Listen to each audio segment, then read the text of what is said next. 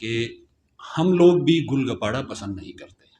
ہم کوئی انتشار، کوئی شرپسندی، کوئی علاقے میں بدامنی نہیں چاہتے، لیکن ہمیں ایسا لگ رہا ہے کہ ریاست اور حکومت کی پالیسیاں مسلسل جان بوجھ کے گلگت بلتستان کے لوگوں کو اشتعال دلانے کی بنائی جا رہی ہے.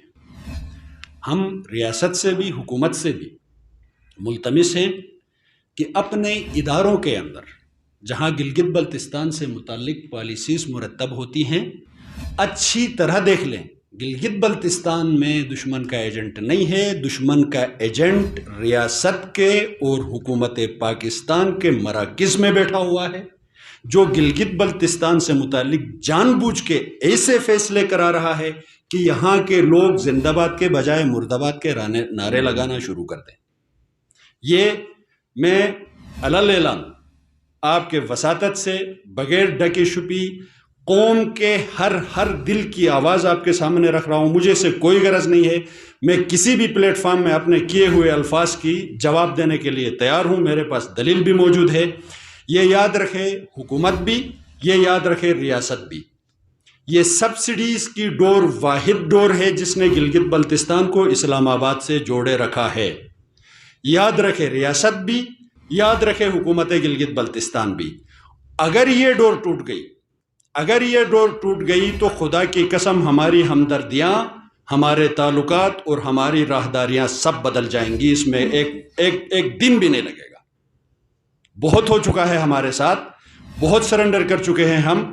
اس وقت گلگت بلتستان کے چپے میں، کونے میں، کریے میں ہم نے باقاعدہ میٹنگز شروع کی ہیں. کوئی یہ نہ سمجھے کہ عوامی ایکشن کمیٹی منتشر ہے تو کچھ بھی نہیں ہوگا. منتشر ہو کے دو حصے کام کریں گے. پہلے صرف ایک کمیٹی کام کرتی تھی، اب 2 کمیٹیاں کام کریں گی. اور میں خود بینگ سابق جنرل سیکریٹری عوامی ایکشن کمیٹی یہ بتا رہا ہوں کہ دونوں گروپس اس وقت ایکٹیو ہیں. ہر طرف اس جو کل اسپیشلی کیبنٹ نے ایک نئی غلطی کر دی ہے، وہ تو انشاءاللہ العزیز میں آپ کے کیمرے میں بیٹھ کے آپ کو دعوے سے کہتا ہوں کہ ان کو واپس لینا پڑے گا، کیونکہ عوام سے بڑی طاقت پھر کوئی طاقت نہیں ہے. لیکن اس بار اگر عوام باہر نکلتی ہے، میں پھر سے کہہ رہا ہوں کہ حکومت وقت اور ریاست کو کہ اس سے پہلے کہ اس بار پھر عوام گڑی باغ میں آ جائے، یادگار چوک میں آ جائے، صدیق اکبر چوک میں آ جائے، اپنے اس فیصلے کو کم از کم فل فور واپس لے. اور اگر روڈ پہ آ گئی عوام تو میں یہ بھی بتا دوں کہ اب کی بار صرف سبسڈی کی نوٹیفیکیشن واپس لے کے نہیں جائے گی. اب کی بار پھر ہمیں سبسڈی ختم کر کے نوٹیفیکیشن دے کے جائے گی ریاست، لیکن ساتھ میں ایک اور نوٹیفیکیشن بھی دے کے جائے گی، اور وہ یہ ہوگا کہ گلگت بلتستان کے جتنے بھی قدرتی وسائل ہیں، راہداریاں ہیں، چاہے ہوائی ہوں، چاہے زمینی ہوں، چاہے دریا ہوں، چاہے معدنیات ہوں، جتنی ریالٹیز ہیں ان سب کا 100% انکم گلگت بلتستان کو دی جائے. اور جتنی سبسڈیز پاکستان ہمیں دے رہا ہے خدا کے لیے اپنے پاس رکھ لیں. اب اگر عوام روڈ پہ آ گئی تو انشاءاللہ العزیز ہم یہی نوٹیفیکیشن لے کے واپس جائیں گے. اس سے کم پہ پھر ہم واپس نہیں جائیں گے. انہی روڈوں سے یا جیلوں میں جائیں گے یا پھر قبرستانوں میں جا کے اپنے آبا و اجداد کے ساتھ رہیں گے.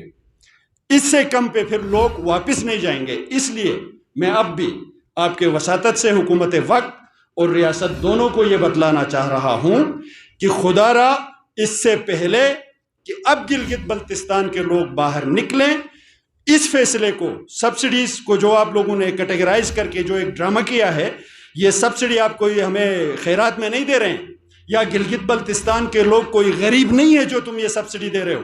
میں ایک متنازع علاقہ ہوں اور متنازع علاقے کے ہر شہری کا، چاہے وہ 22 سیکل نہیں، اگر 44 سیکل ہوتے تو وہ ہوتے نہیں، اگر ہوتے تو اس کا بھی حق تھا، کیونکہ وہ بھی متنازع شہری ہے، پاکستان کا آئینی شہری نہیں ہے.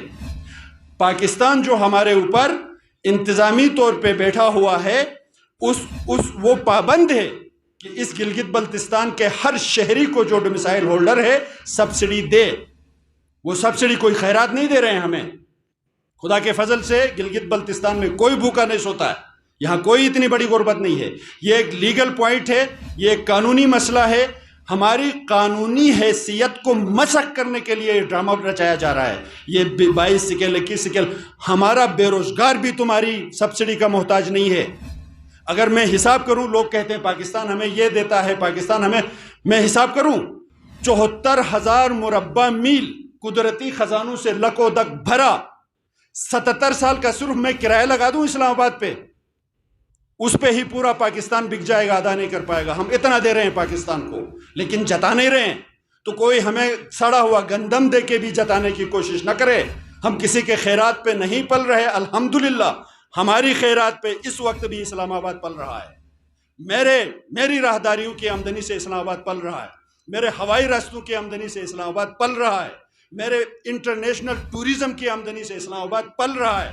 میرے ڈرائی پورٹ کی آمدنی سے اسلام آباد پل رہا ہے. مجھے یہ بتائے اسلام آباد مجھے کہاں پال رہا ہے؟ ہم یہ چیزیں اس سے پہلے کہ لاکھوں اور ہزاروں کے مجموعے میں کریں، ریاست پاکستان اور حکومت گلگت بلتستان کو یہ باور کرا رہے ہیں کہ اس نقطے کے ساتھ چھیڑنے کی غلطی مت کریں. ریونیو جو اتھارٹی ایکٹ ہے وہ اور سبسڈی کے ساتھ جو چھیڑ کی گئی ہے اس کو عوام روڈوں میں آنے سے پہلے واپس لے. بصورت دیگر جو میں نے بیان کیا اس سے کم پہ عوام واپس نہیں جائے.